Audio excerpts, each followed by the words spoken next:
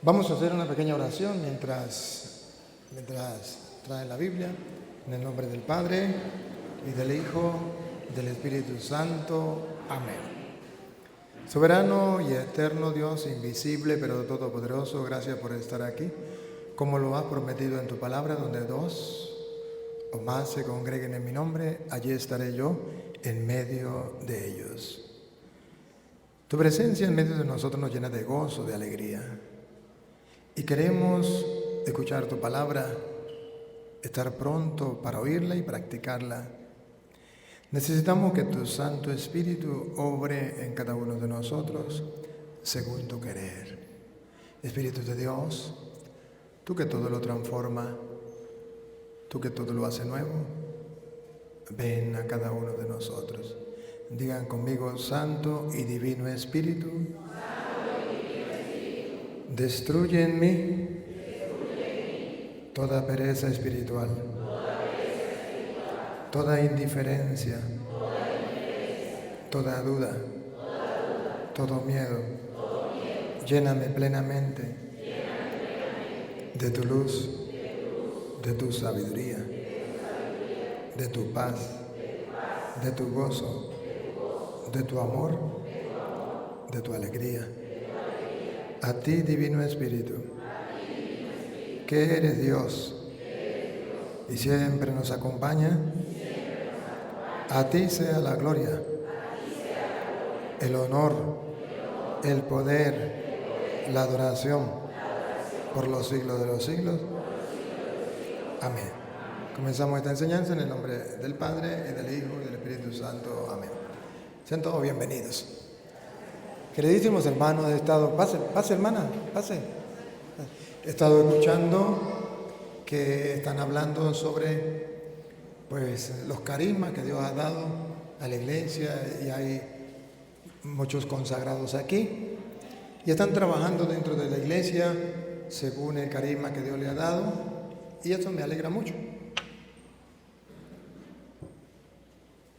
Y quisiera así darles una palabrita. Acérquense para acá los dos, no tengan miedo. Una palabrita así, para decirles a ustedes la vocación a la que Dios nos ha llamado. Primero yo quiero comenzar con San Pedro, primera carta de San Pedro, capítulo 1, del versículo 14 en adelante, la vocación universal que Dios nos hace. Y luego la vocación particular que Él nos hace. Y ahí donde cada uno, según los carismas que el Espíritu Santo da, trabaja dentro de la iglesia. Pero en la primera carta de San Pedro, capítulo 1, versículo 14 en adelante, está la vocación universal y la que ustedes y yo debemos cultivar y llevar a la plenitud en nuestra vida. Primera carta de San Pedro, capítulo 1, versículo 14 en adelante. Y aquí entonces todas las vidas consagradas han de tener como norte esa llamada, esa vocación. Si no se tiene como norte esa llamada, esa vocación, les aseguro, hemos perdido el tiempo, de nada nos sirve. Que somos unitaristas, pero si perdimos la vocación, de nada nos sirve. Que somos curas, pero si ya perdemos esa llamada, esa vocación, de nada nos sirve. Que somos religiosas, ¿para qué nos sirve si hemos perdido la vocación? Ya, venga, 1:14 en adelante. Yo le tengo. Si han aceptado la fe, no dejen de arrastrar ya porque sus pasiones, como lo hacían antes, cuando no sabían si es santo el que los llamó. Aquí está la llamada. Si es santo el que los llamó, aquí está la llamada. Alguien nos llamó. ¿Quién nos llamó? ¿Petronilo? ¿Pánfilo? No. El santo de los santos. Por eso Pedro dice, si es santo el que los llamó, en castellano significa el que nos llamó, es el Santo de Israel, es el Santo de los santos. Él fue el que nos llamó. Todos ustedes y yo hemos respondido a una llamada. Por eso estamos en una vida consagrada, en un grupo de apostolado, llámese como se llame, porque hemos recibido una llamada. Pero ¿quién nos llamó? El que es santo. Entonces, otra vez, ¿es santo el que lo llamó? Si es santo el que los llamó, también ustedes han de ser santos.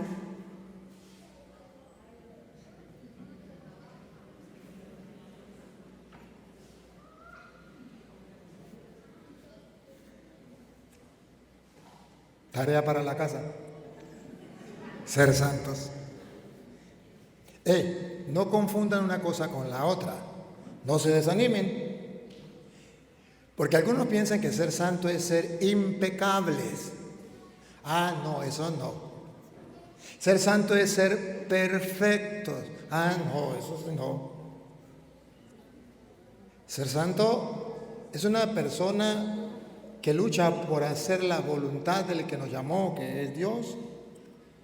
Trata de cumplir sus mandamientos, de andar por sus caminos, y el día en que se equivocó, el día en que falló, no se cuelga de un mecate y se quita la vida como Judas, sino que confía en el amor misericordioso de Dios, va a su misericordia, pide perdón y vuelve a comenzar, y dice la Biblia, y aunque sus pecados sean rojos como escarlata, Dios dejará su alma blanca como la nieve, pura, santa. Eso es ser santo. El mundo de hoy nos engaña diciendo que ser santo es ser perfecto o ser santo es ser impecable. No, eso no es ser santo. Eso no existe. Solo Dios. Humanamente no podemos nosotros. Ser santo es eso, luchar por no pecar, por levantarnos cuando hemos pecado. Pero la Sagrada Escritura dice, eso sí, ustedes han recibido una llamada del Santo para que así como Él es santo, sean también ustedes santos. Repítalo, hermano. Si es santo el que los llamó, también ustedes han de ser santos en toda su conducta. En toda su conducta. Entonces ahí está el trabajo de nosotros, examinar nuestra conducta. En toda la conducta. Tenemos que ver cómo actuamos. Que tenemos carismas, que tenemos dones, eso es verdad, nos lo ha dado Dios, pero cómo actuamos, cómo ponemos a funcionar todo eso. ¿Estamos conscientes que vienen de Dios? ¿Nos apoderamos de ellos? Y sigue. Dice la Escritura, sean santos porque yo soy santo. Así dice la Escritura, y Dios nos llama a ser santos. Ahí está la primera llamada. La llamada universal a la santidad. Y dice Dios, porque yo que lo llamé soy santo, ustedes deben ser santos. O sea, debemos dejarnos santificar por Dios. Y yo quiero decirles algo, queridos hermanos. Para ustedes y yo poder alcanzar esa santificación de Dios, tenemos que saber qué es lo que quiere Dios. Cada uno tiene su carisma propio. Y dice, bueno, yo soy consagrado en esto o en aquello, como laico, como sacerdote. No me importa. Lo que sí me importa es decirles que ustedes y yo no podemos ser santos en ese ministerio, en esa consagración, en esa vida religiosa, como ustedes le llamen. No podemos ser santos si no sabemos cómo actuar dentro de esa llamada que Dios nos ha hecho. Y para saber cómo actuar, está escrito aquí. Todos los grupos tienen su propio carisma. Pero un grupo que tenga, aquí las hermanas, ¿qué? Congregación Santo Domingo. Aquí está la hermana Congregación Santo Domingo. Ellos tienen su propio carisma. Pero si las hermanas Santo Domingo, de esa congregación, si ellas no saben encontrar en las Sagradas Escrituras ese carisma que Dios les ha dado y cómo desarrollarlo, cómo llevarlo a la práctica, cómo darlo al mundo y cómo evangelizar desde ese carisma, perdieron la santidad, perdieron el horizonte, perdieron todo. Porque se quedaría en algo humano y no lo harían por amor a Dios. Entonces se desvían del camino. Esto está sucediendo hoy en la iglesia. Nos perdemos el horizonte, el norte, nos perdemos. Nos quedamos con los carismas y nos quedamos con los dones que Dios nos da. Nos apoderamos, se los robamos a Dios y abandonamos a Dios. Abandonamos la gallinita de los huevos de oro. No, hermano, tenemos que, si Dios nos da los carismas y nos da los dones, tenemos que aprender a darnos cuenta primero de dónde viene, cómo yo debo cultivarlos, cómo debo trabajarlos de modo que yo alcance la santidad y los demás también alcancen la santidad. De eso se trata. Ahora voy a decirles la llamada que Dios hace a cada uno. Por ejemplo, a mí me preguntaban, ¿y cómo fue esa llamada que Dios le hace a usted?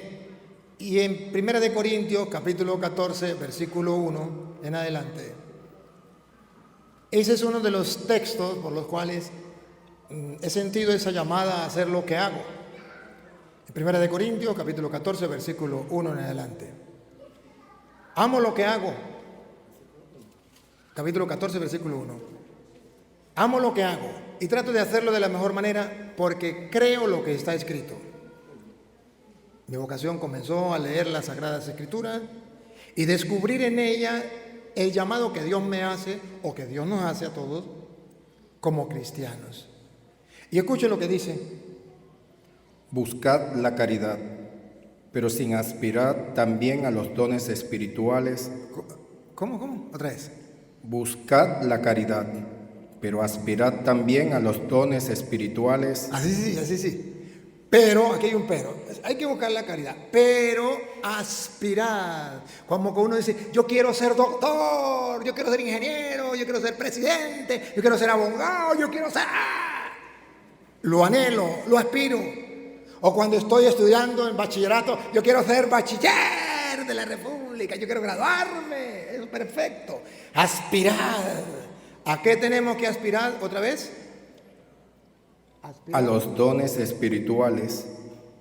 A los dones espirituales. Dios da regalos no solamente materiales.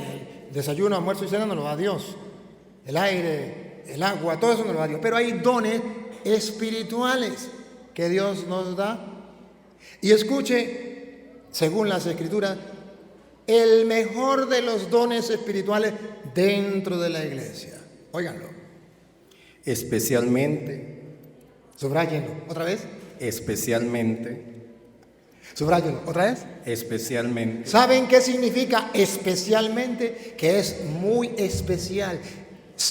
No se lo cuenten a nadie. Que es el mejor de los dones. Especialmente a la profecía.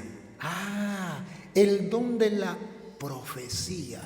Es el mejor don que Dios ha dejado dentro de la iglesia. El don de la profecía. Y si no saben qué es la profecía es el don de poder transmitir a otros el querer de Dios plasmado en las Sagradas Escrituras. El don de profecía es aquel que presta sus labios a Dios para dar a conocer la buena noticia, el evangelio del reino a las demás personas. El don de profecía es la capacidad de usted y yo transmitir a otros lo que creemos, basado en las Sagradas Escrituras. Y dice, aspiren especialmente al don de profecía. Sigue. Pues el que habla en lengua no habla a los hombres, sino a Dios. En efecto, nadie le entiende, dice el Espíritu, cosas misteriosas. Por el contrario, el que profetiza habla a los hombres para su edificación. ¿Para qué? Para su edificación. ¿Para qué? Para su edificación. ¿Por qué el don de profecía es el mejor de los dones? Porque cuando alguien le habla a los hombres con el don de profecía, o sea, con las Sagradas Escrituras, con el querer de Dios, no mi voluntad, sino haciéndole saber la voluntad de Dios plasmada en la Sagrada Escritura, hace que esa persona se edifique, esa comunidad se edifique, esa congregación se edifique, la iglesia se edifique. Así vamos edificando, construyendo la iglesia de Cristo a través del don de la profecía. Y dice la Biblia compara con otro don que está muy de moda, sobre todo con los hermanos separados, el don de lengua. Usted ahorita cualquier persona le hablan en lenguas. Todavía me presentaron una señora, yo no conocía a una señora. Cuando papá estaba joven, papá estaba enamorado de esa señora, yo no sabía, yo quería conocerla. Nunca la conocí. Y en estos días me la presentaron. Y ella en el carro, fue a llevar a la señora. De repente le dice, ¿usted sabe quién es este muchacho? Y ella dice, no, ese es el hijo de Alfonso. Pues Alfonso es el que estaba enamorado de ella. Ese es el hijo de Alfonso. No puede ser. Ese es el que es cura. Y le dice, sí, ese es el que es cura. Esa es la señora que su papá estaba enamorado. Naguara. Y dijo, usted es cura. Ustedes los curas no tienen el Espíritu Santo. Nosotros los cristianos evangélicos sí tenemos el Espíritu Santo. Vea como yo tengo el Espíritu Santo porque hablo en lengua. Saramamay, saramamay, saramamay, saramamay, saramamay. Tengo el don de lenguas.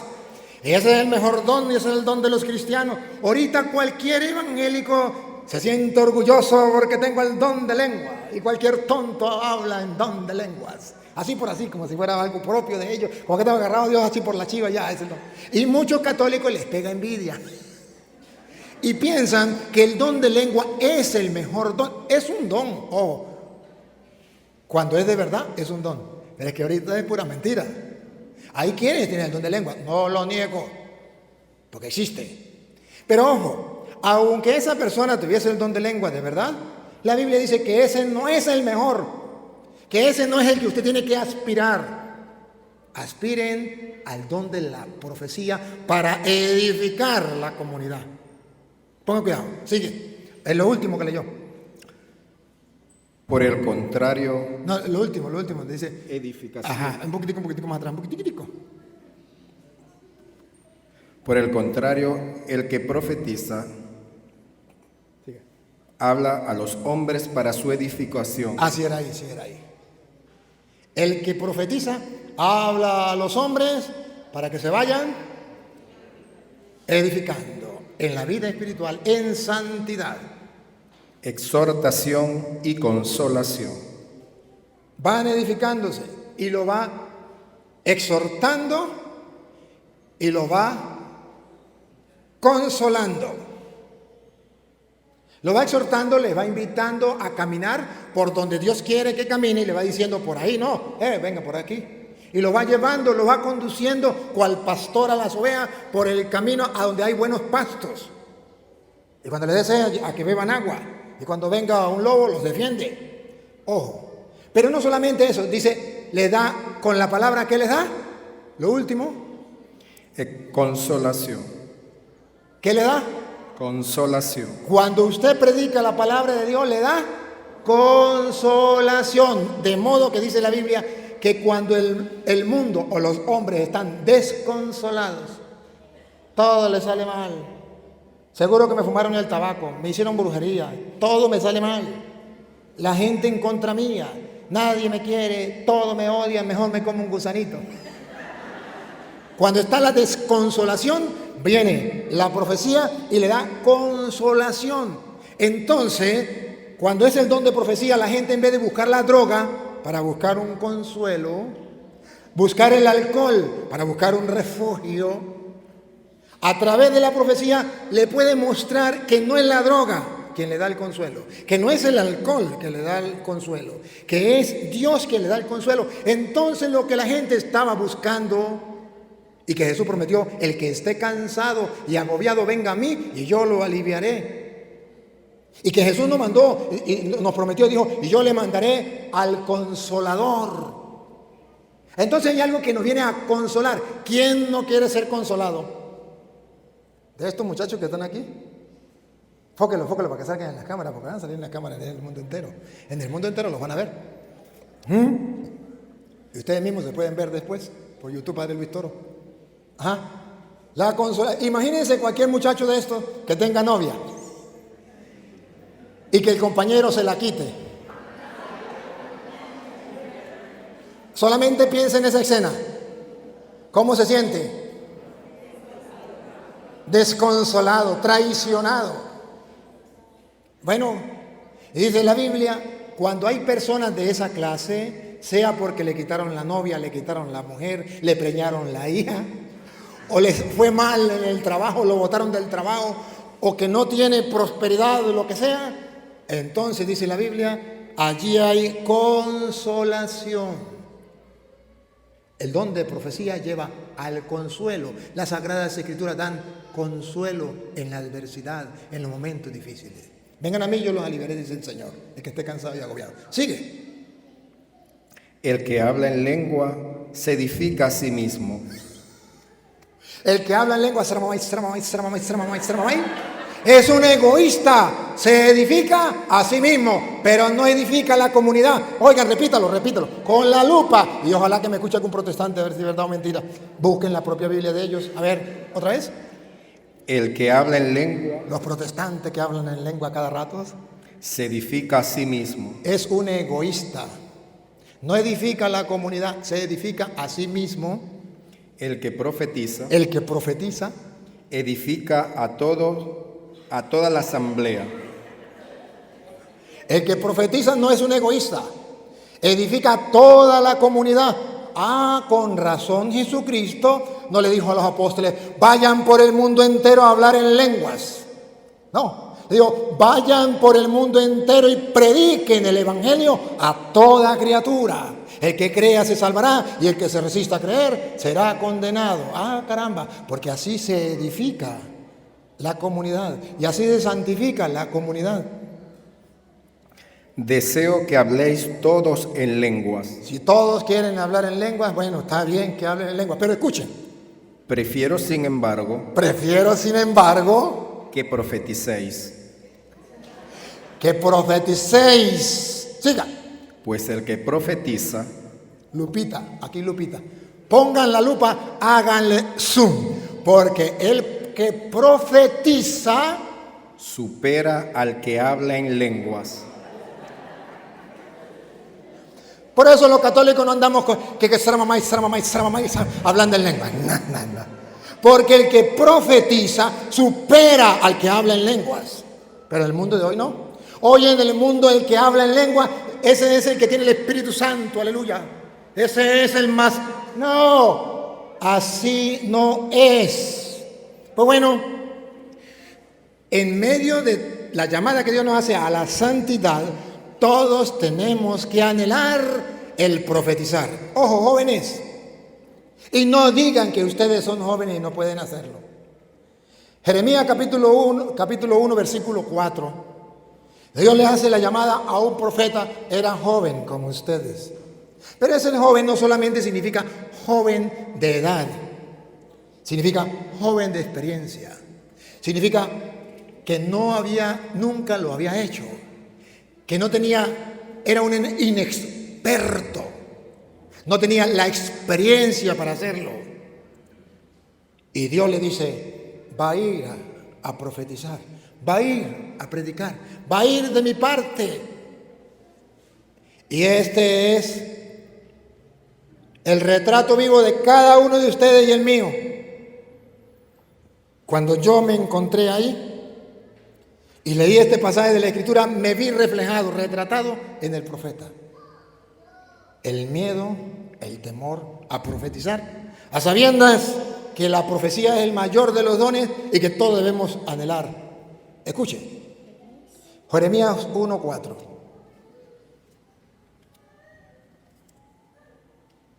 Me llegó una palabra de Yahvé. Antes de formarte en el seno de tu madre, ya te conocía. Consagrados, hombres, mujeres y niños, desde que estaba en el seno de su madre antes de nacer, ya Dios te conocía, ya Dios me conocía. Por eso en la iglesia no se permite el aborto. Porque ya desde el vientre de la madre ya es persona y ya Dios ha puesto la mirada y ya Dios tiene un plan con esa persona. Por eso el aborto no es de Dios. Otra vez. Antes de formarte en el seno de tu madre. Incluso antes de estar en el seno de la madre ya era importante para Dios. Ya te conocía. antes de que tú nacieras. Ahora sí, cuando ya está en el vientre de la madre, antes de que naciera, cuando el mundo de hoy dice, antes de que nazca, sí se puede matar a un niño. La Biblia dice no. Antes de que naciera, Yo te consagré. ya Dios te consagró, me consagró y nos consagró. Somos consagrados. Somos de Él, nos hizo para Él, suyos somos, suyos queremos ser todos los días de nuestra vida. De Él venimos, a Él vamos. Ya desde antes de nacer, ya Él nos consagró. Atención, escuche lo que viene. Y te destiné a ser profeta de las naciones. ¿Y qué? Atención, ¿y qué? Y te destiné a ser profeta de las naciones. Dios te consagró, me consagró, nos consagró desde antes de nacer. ¿A qué? A ser profeta de las naciones. El don de profecía, el que Dios quiere que tú y yo anhelemos, cultivemos para edificación de la iglesia, ya nos lo dio desde el vientre de la madre. Solo debemos es cultivarlo con la lectura asidua, continua, reposada, serena, gustosa de la palabra de Dios. Pero ya tenemos esa consagración. Hemos sido consagrados, no el día en que nos consagraron simplemente como símbolo de que voy a ir a trabajar, sino desde antes del vientre de la madre. Desde el vientre de la madre luego, con el bautismo luego, después con la otra consagración que se nos ha dado. Pero ya desde el vientre de la madre, Dios te había destinado, miren la palabra que usa, destinado para que sea profeta de las naciones. O sea, que ninguno de ustedes ni yo tenemos excusa para decir, es que a mí la palabra de Dios no me gusta. Es que para mí la Biblia pasó de moda. Es que el carisma mío no es la Biblia. Por eso antes la iglesia corrigió algo. Antes se decía, no sé cómo, ahorita se dice, la Biblia es, animación bíblica de todas las pastorales. Antes había un grupo de Biblia, no sé cómo que se llama eso, una pastoral bíblica, ya me acordé, pastoral bíblica. Y la iglesia dijo, error, error, error, no es pastoral bíblica. Corrijamos, es animación bíblica de todas las pastorales, porque todas las pastorales deben tener como fundamento la Biblia. Todas las vidas consagradas deben tener como fundamento la Biblia para que les indique el norte a dónde van a llegar, la meta, el fin último, para que la Biblia los anime, para que la Biblia les ayude a cultivar, desarrollar santamente los carismas y los dones que Dios le ha dado. Y no se adueñen de los carismas, y no se adueñen de los dones, y no se queden solo con eso y abandonen a Dios. ¿Qué es el problema que tenemos hoy día? Voy a hacer una crítica constructiva y voy a pensar en voz alta. ¿Saben por qué las congregaciones religiosas se están quedando sin vocaciones masculinas y femeninas? Por eso.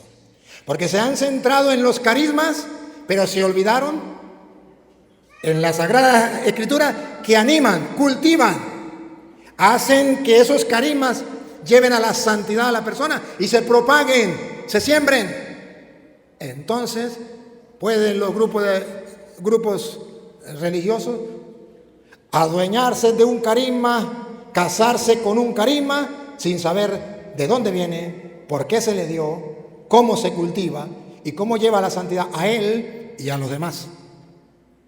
Y eso lo da las Sagradas Escrituras. Entonces ya Dios nos llamó y nos consagró desde pequeños para ser profetas de las naciones. Repítalo, hermana.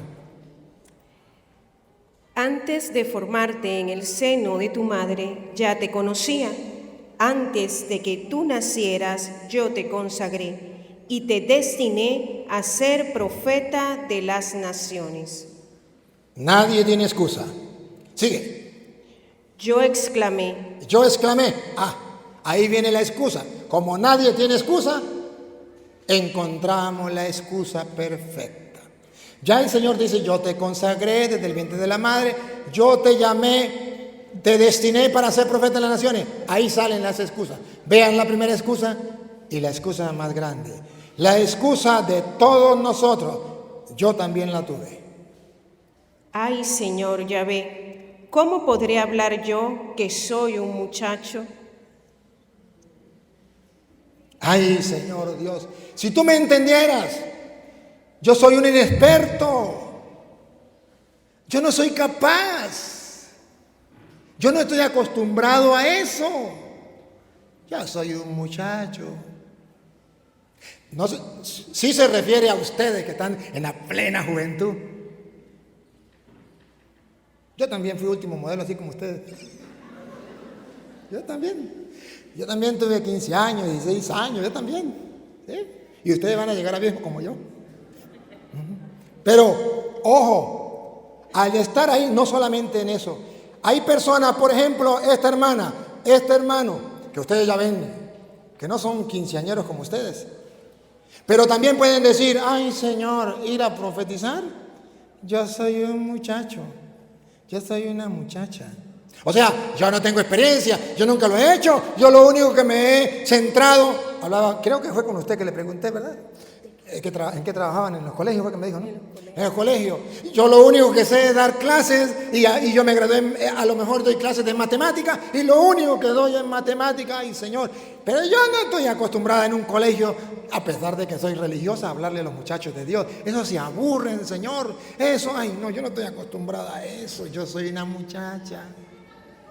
Y él puede decir, ay, yo ya estoy viejo para esas cómicas, yo no estoy acostumbrado, yo mejor sigo dando clases, 2 más 2 son 4, 2 más 2 son 4, ya yo estoy haciendo mi trabajo, es que soy muy joven, no tengo experiencia, no sé cómo hacerlo y me quedo simplemente con el carisma y no me doy cuenta que ese carisma que Dios me da en la congregación es para que yo pueda edificarme y edificar a la comunidad.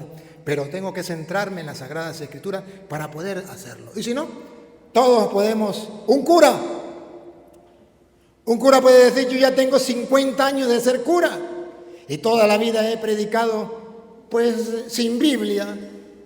Es lo que me salga así, sin preparar las homilías, sin leer las Sagradas Escrituras, la he preparado así. Pero yo quiero que tú le prediques, que sea mi profeta, que le hable de las Sagradas Escrituras al pueblo. Ay, Señor, pero soy un muchacho en eso. En eso soy un muchacho. Nunca lo he hecho. Soy joven, no tengo experiencia. No importa, dice el Señor. Dice el Señor, escucha. Si la tiene, para que usted me ayude ahorita. Dale, búsquela usted también. Estamos en Jeremías 1, ya vamos como en el 4 por ahí. Y Yahvé me contestó, no me digas que eres un muchacho. ¿Qué le respondió Dios? No me digas que eres un muchacho. No, Señor, no te acepto la excusa.